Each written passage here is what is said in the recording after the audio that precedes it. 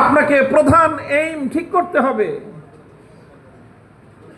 ইসলাম প্রধান এইম ঠিক করেছে, সর্বপ্রথম তুমি কলব এবং আত্মাকে শুদ্ধ করো, পরিশুদ্ধ করো।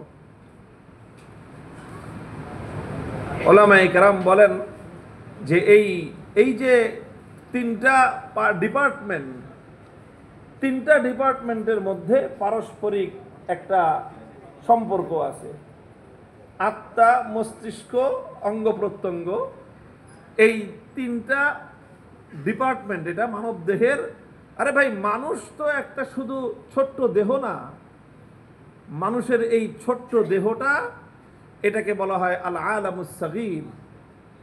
এই পৃথিবীটা হলো আল আলামুল কবির, এটা হলো বড় জগৎ। আর এই মানুষের 3.5 হাত বডি, এটা হলো ছোট একটা জগৎ। মানব দেহের মধ্যে সারা পৃথিবীর বিশ্ব জগৎ